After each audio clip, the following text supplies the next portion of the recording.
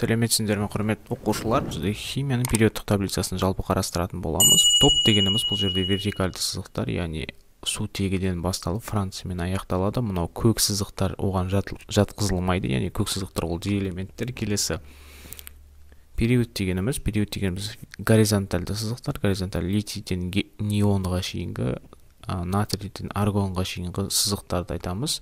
Бұл жерде мысалы бірінші топта литий, натрий, калий жатады, ал екінші, үшінші периодта натрий, магний, алюминий, кремний, фосфор, күкірт, хлор, аргон жатады. Енді осы жерде біз электронды конфигурация не екеніне назар аударайық. Литийге қарайтын болсақ, жалпы литийдің атомдық тұрғысынан қарастырайық. Литий, міне литий деп жазамыз. Литийде 3 және де 7, яғни топтық номері 3, атомдық массасы 7-ге тең.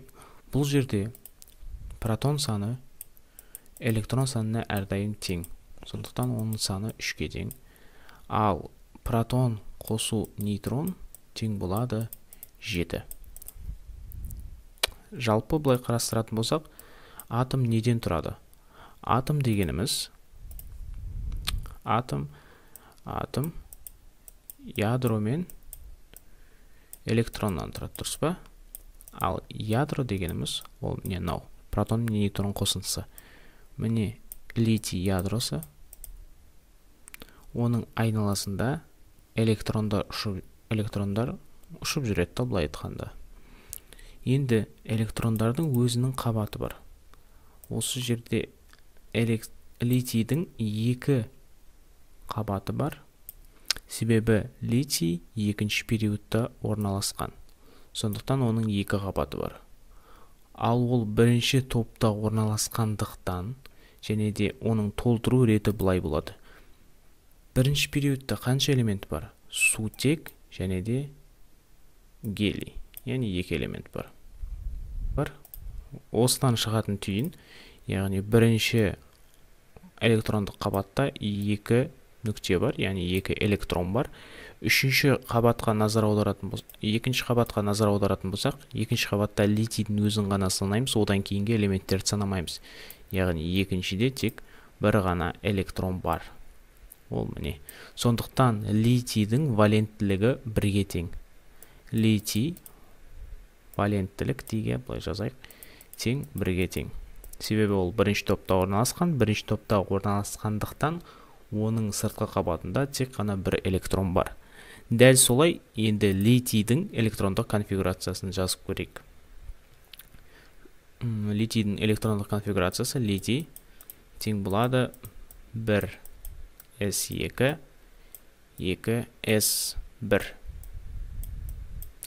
Бұл жерде назар аударатын жайт, міне сызып қоям коэффициенттері.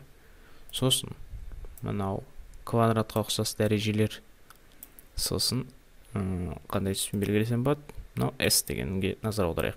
Енді жалпы сіздердің таблицаларыңызға қарайтын болсаңыздар, S дегеніміз ол міне розовый түсті.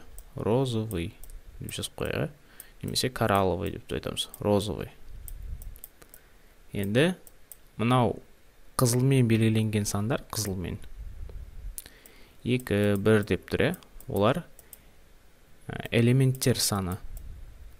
Элемент немесе электрон.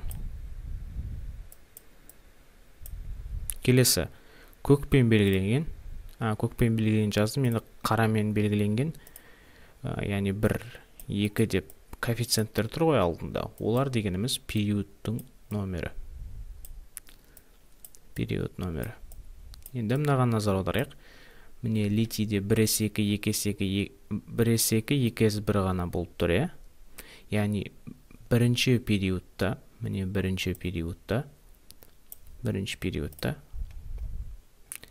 S-тер саны, яғни розовыйлар саны нешеу? 2. Сутек және де гелий. Соны білдіріп тұр. Келесі екінші периодта міне 2. Екінші периодта литийге дейін қанша розовый бар? 1 ғана розовый бар. Розовый міне S, оның саны 1. осылай бүкіл нәрсені жазуға болады. Енді егерде 2 үстіндегі дәрежелерді қосатын болсақ, яғни 2 плюс 1-ді үстіндегілерді, мынау қызылмен белгіленгендерді, ол кезде 3 шығады. 3 дегеніміз ол 3 мынау санға тең. 1, 2, 3. 3 көк санға тең болып шығады. Назарларыңызға рахмет. Қош сау болыңыздар, каналға тіркеліңіздер. Көріскен